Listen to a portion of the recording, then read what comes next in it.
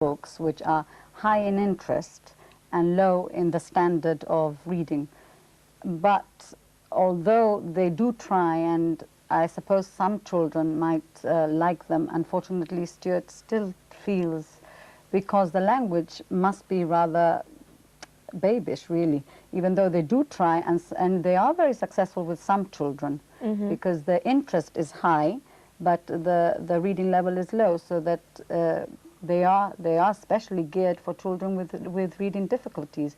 And I know of some children who find them quite interesting and has stirred up a wish for them to read more. But this has not been the case with Stuart. We've talked about reading and visuals with letters, but numbers obviously must be pose an equal problem.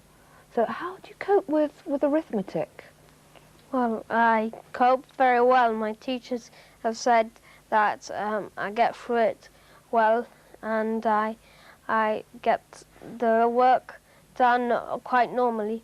But when it comes to my times table and things that I have to remember, that's most of my problem, is the remembering.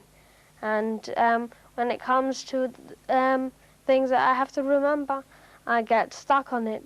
The times table, I hardly know any. I know the simple ones, but now I have different. I make up my own ways of getting through it. Instead of times in it, I plus it, and I plus it. Let's say it's 5 times 7.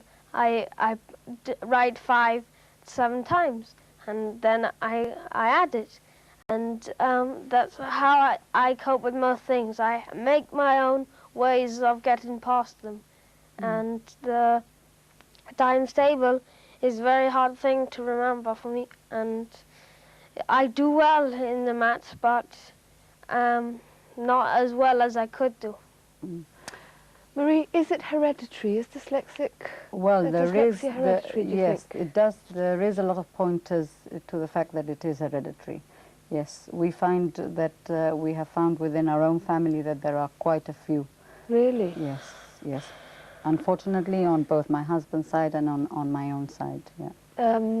Earlier on, we heard that there are more boys than girls right, with dyslexia. yes. That's very interesting. I wonder why Yes. that is. Yes, I think it's something to do with something that language is on one side of the brain. I'm not very sure exactly why. In boys, there is a difference there, but I'm not exactly sure why. But the proportion of boys to girls is much, much higher. It's something like 3 to 1. Yes, we have 17, at the moment, 17 boys registered with us as diagnosed dyslexic, and only 7 girls. And there are probably a lot more that haven't been diagnosed. Oh yes, in I'm that sure there sense. must be. Yes, there must be. Just very finally then, Marie, what is your next step as a support group? Well, we would definitely want to speak to the government again, put forward again points. Also, we want to carry on making the public aware of what dyslexia is and of ways of coping with it, and of ways of making it something that our children don't have to struggle so badly with. And also fundraising, because we need funds in order to get these high-low books and Yes, etc., yes. other things that are available. These are our main objectives at the moment.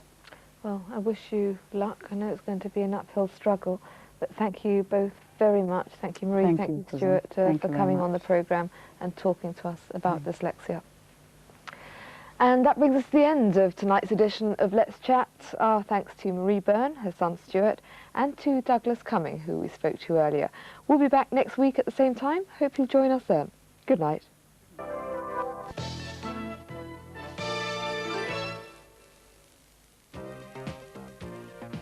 Television licenses expired on the 30th of September, and they can now be renewed at the Rent Collection Office in Library Street, as well as Broadcasting House, 18 South Barrack Road. The new issuing hours are Mondays to Fridays, 9:30 in the morning till 12:30 in the afternoon.